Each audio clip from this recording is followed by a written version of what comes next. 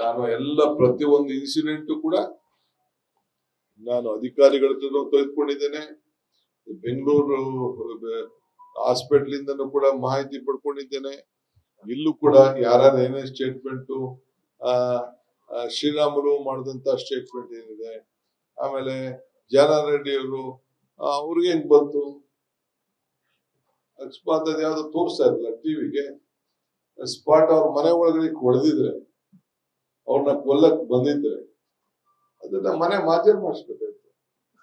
ಯಾಕೆ ಮನೆ ಕರ್ಕೊಂಡೋಗಿ ಬುಲೆಟ್ ನ ಮಾಜರ್ ಮಾಡಿಸ್ಲಿಲ್ಲ? ಯಾಕೆ ತೋರಿಸ್ತಾ ಇದ್ರಿ? ಯಾಕೆ ಅದನ್ನ ಇಡ್ತಾ ಇದ್ರು? ಯಾವ ಪಾರ್ಟ್ಗೆ ನಿಮ್ ಪಾರ್ಟ್ಗೆ ಆ ಬುಲೆಟ್ ಬಂದ್ ಬಿದ್ದಿತ್ತು? ತಲೆಗೆ ಬಿದ್ದಿತ್ತ, ಮೈಗ್ ಬಿದ್ದಿತ್ತ, ಎಲ್ಲಿಗೆ ಬಿದ್ದಿತ್ತು? ಮನೆಗೆ ಡ್ಯಾಮೇಜ್, ಒಂದ್ ಬುಲೆಟ್ ಹೊಡಿಬೇಕಾದ್ರೆ ಮನೆಗೆ ಡ್ಯಾಮೇಜ್ ಆಗಿರ್ಬೇಕಲ್ಲ, ಎಲ್ಲೂ ಕಾಣ್ಲಿಲ್ಲ ಅದನ್ನ. ಎಲ್ಲಿ ಮನೆಯಿಲ್ಲ, ನನಗೆ ಗೊತ್ತಿಲ್ಲ ಅದು. ನನಗೆ ಗೊತ್ತಿರೋದು ನಾನು ಹೇಳ್ತಾ ಇದ್ದೀನಿ. ಆ ಬುಲೆಟ್ ಎಲ್ಲಿತ್ತು ಅದು ನಾನು ತೋರಿಸ್ತಾ ಇದ್ರಲ್ಲ, ಹೊರಗಡೆ ಬಿದ್ದಿತ್ತು, ಮನೆಗೇನು ಬಿದ್ದಿರ್ಲಿಲ್ವಲ್ಲ?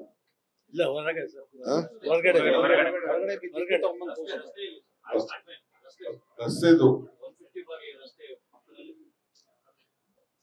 ಬಂದಿತ್ತು, ಅದನ್ನ ತೋರಿಸ್ತಾ ಇದ್ದಾರೆ. ಅಂದ್ರೆ ಅವ್ರು ಹೊಡೆದಿತ್ತ ಅದು? ಅವ್ರಿಗೆ ತಲೆಗೆ, ಮೈಗೆ, ಭೂಮಿಗೆ ಒಳಗಡೆ ಈಚೆ ತಂದಿದ್ರು? ಗೊತ್ತಿಲ್ಲ ನನಗೆ.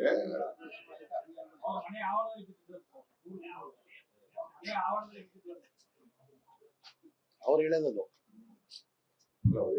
ನಮ್ಗಿರ್ಲಿ ಬರಲ್ಲ. ಎನಿವೆ, ಈ ರೀತಿ ಎಲ್ಲ ತಪ್ಪು ಮಾಹಿತಿಯನ್ನ ಕಳಿಸುವಂತದ್ದು ಸರಿ ಇಲ್ಲ ಅಂತ ಹೇಳಿ ನಾನು ಭಾವಿಸ್ತೇನೆ. ನಾನು ಅವ್ರು ಹೇಳಿದ್ಕೆಲ್ಲ ನಾನು ಉತ್ತರ ಕೊಡಕ್ ನಾನು ತಯಾರಿಲ್ಲ, ನನಗೆ ಅವಶ್ಯಕತೆನೂ ಇಲ್ಲ.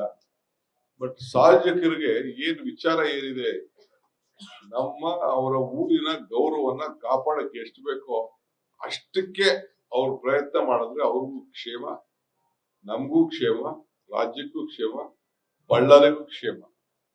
ಇಷ್ಟು ಮಾತ್ರ ನಾನು ಈ ಸಂದರ್ಭದಲ್ಲಿ ಹೇಳಲಿಕ್ಕೆ ಬಯಸ್ತೇನೆ. ದಯವಿಟ್ಟು ಎಲ್ಲ ಮಾಧ್ಯಮದ ಮುಖಾಂತರ ನಾವೆಲ್ಲ ನಾಯಕರ ಮಧ್ಯದಲ್ಲೇ ನಾನು ಮಾತಾಡ್ತಾ ಇದ್ದೇನೆ. ನಮ್ಗೆ ಶಾಂತಿ ಬಳ್ಳಾರಿ ಬೇಕು. ಏನು ಸುಮಾರು 8 ವರ್ಷದಿಂದ ಈ ಬಳ್ಳಾರಿಲಿ ಒಂದು ಶಾಂತಿಯಿಂದ ಜನ ಉದ್ಯೋಗಗಳು ಇಲ್ಲದೆ ಹೋದ್ರು ಕೂಡ, ಲಾರಿಗಳನ್ನ ಮಾರ್ಕೊಂಡಿದ್ರು ಕೂಡ, ಆಸ್ತಿಗಳನ್ನ ಮಾರ್ಕೊಂಡಿದ್ರು ಕೂಡ ಜನ ನೆಮ್ಮದಿಯಾಗಿದ್ದಾರೆ. ಆ ಶಾಂತಿನ ಕಾಪಾಡ್ಕೊಂಡು ಹೋಗ್ಲಿಕ್ಕೆ ಎಲ್ಲರೂ ಸಹಕಾರ ಕೊಡಬೇಕು ಅಂತ ಕೇಳಲಿಕ್ಕೆ ನಾನು ಇಲ್ಲಿ ಬಂದಿದ್ದೇನೆ. ನಮ್ಮ ಕಾರ್ಯಕರ್ತರನ್ನ ಕಳ್ಕೊಂಡಿದ್ದೇವೆ.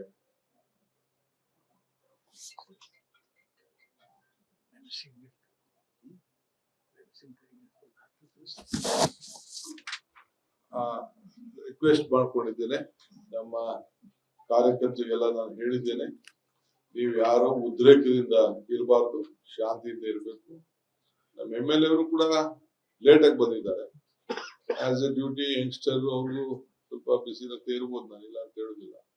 ನಾವು ಫಸ್ಟ್ ಟೈಮ್ MLA ಇದ್ದಾಗ ನಾವು ಹಂಗೆ ಇನ್ನೂ ತಕ್ಷಣ ಹೋಗಿ ಕಾರ್ಯಕರ್ತನ ಕೇಳಲಿಕ್ಕೆ, ನೋಡ್ಲಿಕ್ಕೆ ಹೋಗಿದ್ದಾರೆ. ಬಂದು ಎಲ್ಲೋ ಹೊಸಪೇಟೆಯಿಂದ ಬಂದು ಹೋಗಿದ್ದಾರೆ. ಅವರು ಕೂಡ ನಾನು ಕೇಳಿದ್ದೇನೆ, ಪೊಲೀಸ್ ಅಧಿಕಾರಿಗಳನ್ನ ಕೇಳಿದ್ದೇನೆ, ಏನಾದ್ರು ನಮ್ಮ ಶಾಸಕರು ಕಾನೂನು ಚೌಕಟ್ಟಿನಿಂದ ಮೀರಿ ಏನಾದ್ರು ನಡೆದ್ರ ಅಂತ. ಅವ್ರು ಇಲ್ಲ ಸರ್, ಬಂದಿದ್ರು, ಅವರು ನಮ್ಗೆ ಸಹಕಾರ ಕೊಟ್ರು ಅಂತ ಕೂಡ ಅವರು ಕೂಡ ಹೇಳಿದ್ದಾರೆ. ನನಗೂ ಶ್ರೀರಾಮುಲು ಫೋನ್ ಮಾಡಿದ್ರು, ಆ ಸಂದರ್ಭದಲ್ಲಿ ಈ ರೀತಿ ನಡೀತಾ ಇದೆ ಅಂತ ಹೇಳಿ ನನಗೂ ಫೋನ್ ಮಾಡಿದ್ರು. ತಕ್ಷಣ ಅವ್ರು ಫೋನ್ ಮಾಡೋದಂತ ನಾನೇ ವಿತಿನ್ 2 minutes ನಾನು SP ಮಾತಾಡಿದ್ದೇನೆ, ಪೊಲೀಸ್ ಆಫೀಸರ್ಸ್ ಮಾತಾಡಿದ್ದೇನೆ. ನನ್ನ ಕೈಲಿ ಏನು ಮಾಡ್ಬೇಕು ಅಂತ ನನ್ಗೆ ಪರಿಚಯ ಇರೋದಕ್ಕೆ ಅವ್ರು ನಾನು ಫೋನ್ ಮಾಡಿದ್ದು. ಅವ್ರು ಫೋನ್ ಮಾಡಿದ್ರು, ನಾನು ಯಾವ ಟೈಮ್ ಕೂಡ ನಾನು ಹೇಳ್ತೇನೆ. ಅವರು ಕೈ ಮೀರಿತು ಅಂತ ಕಾಣ್ತದೆ. ತಕ್ಷಣ ಅವರು ಫೋನ್ ಮಾಡಿದ್ರು. ತಕ್ಷಣ ನನ್ನ ಪೊಲೀಸ್ ಆಫೀಸರ್ಸ್ಗೆ ಏನ್ ತಿಳಿಸ್ಬೇಕು ನಾನು ತಿಳಿಸಿದ್ದೇನೆ. ಸೊ ತಿಳಿಸಿ ನಾನು ಪ್ರಯತ್ನವನ್ನ ಮಾಡಿದ್ದೇನೆ. ನನ್ನ ಕೈಲಾದಂತ ಶಾಂತಿ ಯಾವ ರೀತಿ ಇರಬೇಕು ಅನ್ನೋದಷ್ಟು ನಾನು ಹೇಳಿದ್ದೇನೆ. ಸೊ ಇಷ್ಟಿದೆ. ಮಿಕ್ಕಿದ್ದು ಕಾನೂನು ಕ್ರಮ ಕೈಗೊಳ್ತದೆ. ಏನೇನು ಇನ್ವೆಸ್ಟಿಗೇಷನ್ ಆಗ್ಬೇಕು, ಯಾವ ರೀತಿ ಇನ್ವೆಸ್ಟಿಗೇಷನ್ ಆಗ್ಬೇಕು, ಎವ್ರಿ ಮಿನಿಟ್ ಡಿಸ್ಟ್ರಿಕ್ಟ್ ಮಿನಿಸ್ಟರ್ ಕೂಡ ಬಹಳ ಅಟೆಂಡ್ ಮಾಡಿದ್ದಾರೆ. ಅವ್ರು ಯಾರು ಏನ್ ಹೇಳ್ಬೇಕು ಹೇಳಿದ್ದಾರೆ. ನಮ್ಮವ್ರು ಯಾರು ತಪ್ಪು ಮಾಡಿದ್ರೆ ಖಂಡಿತ ತಪ್ಪು ಅಂತ ಹೇಳ್ತೀವಿ ನಾವು. ಅದ್ರಲ್ಲಿ ಮುಚ್ಕೊಳ್ಳುವಂತ ಸಂದರ್ಭ ಏನಿಲ್ಲ. ತಪ್ಪು ಅಂತ ಹೇಳಿಲ್ಲ ಅಂದ್ರೆ ನಾವು ಅವ್ರನ್ನ ತಿದ್ದಕ್ ಆಗಲ್ಲ. So definitely will tell. ಪಬ್ಲಿಕ್ಗೂ ಹೇಳ್ತೇವೆ, ಮನೆ ಒಳಗಡೆನೂ ನಾವು ಹೇಳ್ತೇವೆ. ನಮ್ಮ ಮನೆ ಮಕ್ಕಳಿಗೆ ಯಾವ ರೀತಿ ನಾವು ಬೈತೇವೋ ಹಾಗೆ ನಮ್ಮ ಕಾರ್ಯಕರ್ತರು ಕೂಡ ಬೈಯೋಷ್ಟು ಶಕ್ತಿ ದೇವರು ನನಗೆ ಕೊಟ್ಟಿದ್ದಾನೆ. ಆ ಕೆಲಸ ಕೂಡ ನಾನು ಮಾಡ್ತೇನೆ. ಸೊ ಅದರಿಂದ ಮಾಧ್ಯಮದವರೆಲ್ಲ ಕೂಡ ಪಾಪ ನೀವು ಇಡೀ ರಾಜ್ಯಕ್ಕೆ, ರಾಷ್ಟ್ರಕ್ಕೆ ತಿಳಿಸಿದ್ದೀರಿ. ನಿಮ್ ಡ್ಯೂಟಿ ಕೂಡ ನೀವು ಮಾಡಿದ್ದೀರಿ. ಸೊ ಈಗ ಆಮೇಲೆ ನಾನು ರಾಜಶೇಖರ್ ಮನೆ ಕೂಡ ನಾನು ಹೋಗಿದ್ದೆ. ಪಾಪ ಅನ್ಎಕ್ಸ್ಪೆಕ್ಟೆಡ್ ಆಗಿ ಆತ ಬಲಿಯಾಗಿದ್ದಾನೆ. ಆ ಕುಟುಂಬದವ್ರನ್ನ ಕೂಡ ನಾನು ಮಾತಾಡಿದ್ದೆ. ಆ ತಾಯಿಯಂದಿರು, ಆ ಅಣ್ಣ ತಮ್ಮದಿರು ಕೂಡ ಭೇಟಿ ಮಾಡಿದ್ದೇನೆ. ನಾನು ಏನು ಸರ್ಕಾರದಿಂದ, ನಮ್ಮ ಪಕ್ಷದಿಂದ ಏನ್ ಸಹಕಾರ ಮಾಡ್ಬೇಕು ಈಗಾಗಲೇ ಮಾಡಿದ್ದೇವೆ. ಮುಂದಕ್ಕೆ ಏನ್ ಮಾಡ್ಬೇಕು, ನಮ್ಮ ಡಿಸ್ಟ್ರಿಕ್ಟ್ ಮಿನಿಸ್ಟರ್ ಎಲ್ಲ ಕೂಡ ಅವರು ಸಹಕಾರ ಕೊಟ್ಟಿದ್ದಾರೆ. ನಾನು ಅದೇನ್ ಮಾಡ್ಬೇಕು, ನಾನು ಚೀಫ್ ಮಿನಿಸ್ಟರ್ ಮಾತಾಡಿ ಪೊಲಿಟಿಕಲಿ ಏನ್ ನಾವು ಸಹಕಾರ ಮಾಡ್ಬೇಕು ಅದನ್ನ ನಾವು ಮಾಡ್ತೇವೆ. ನೋಡ, ಅದನ್ನ ಹೋಮ್ ಮಿನಿಸ್ಟರ್ಗೆ, ಹೋಮ್ ಡಿಪಾರ್ಟ್ಮೆಂಟ್, ಪೊಲೀಸ್ ಅವ್ರ ನಾವು ಗೌರ್ಮೆಂಟ್ ಇಂಟರ್ಫಿಯರ್ ಆಗೋದು ಸರಿ ಹೋಗೋದಿಲ್ಲ. ನಾವು ಇನ್ಫ್ಲೂಯೆನ್ಸ್ ಮಾಡೋದು ಸರಿ ಇಲ್ಲ. ಪೊಲೀಸ್ ಅವರು ಯಾರ ಮೇಲೆ ಯಾವ ಸಂದರ್ಭದಲ್ಲಿ ಏನ್ ಸೂಕ್ತ ನಿರ್ಧಾರ ಕೈಗೊಳ್ಬೇಕು, ಶಾಂತಿ ಭಂಗ, ಪರಿಸ್ಥಿತಿ ಸಂಯಮ, ಇದನ್ನೆಲ್ಲ ಗಮನದಲ್ಲಿ ಇಟ್ಕೊಂಡು ಪೊಲೀಸ್ ಅವರು ಅದನ್ನ ಏನ್ ಮಾಡ್ಬೇಕು ಅವ್ರಿಗೆ ನಾವು ಬಿಟ್ಬಿಡ್ತೀವಿ. ಇವನ್ ನಾವು ಇಂಟರ್ಫಿಯರ್ ಮಾಡಕ್ಕೆ ನಾವು ಹೋಗುದಿಲ್ಲ. ಒಂದ್ ನಿಮಿಷ ಏನ್ ಹೇಳಿ.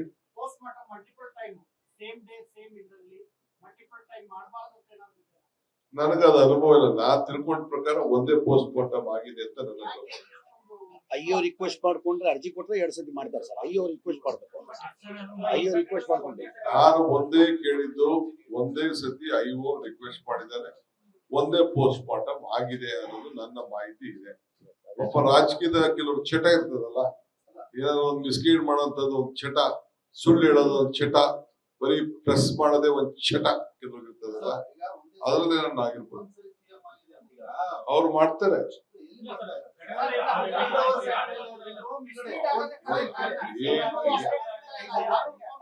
ನೋಡಪ್ಪ, ನಾನೇನು I will not influence anyone. ಅವ್ರ ಏನ್ ಡ್ಯೂಟಿ ಪಬ್ಲಿಕ್ ಡೊಮೇನ್ ಅಲ್ಲಿ ಏನಿರ್ತದೆ, every report will be given to the court, every report will be given to the police station. ಅವ್ರ ಡ್ಯೂಟಿ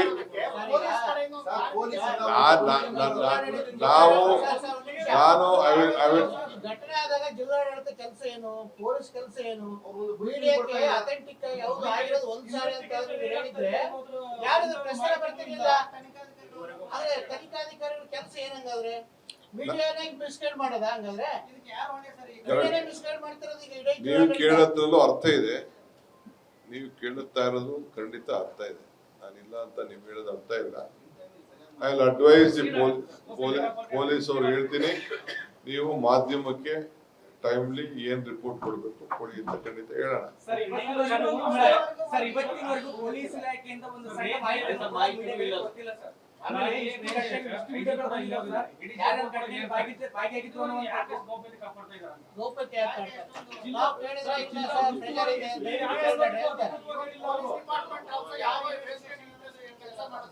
ಅನುಮಾನ ಬರ್ತದೆ.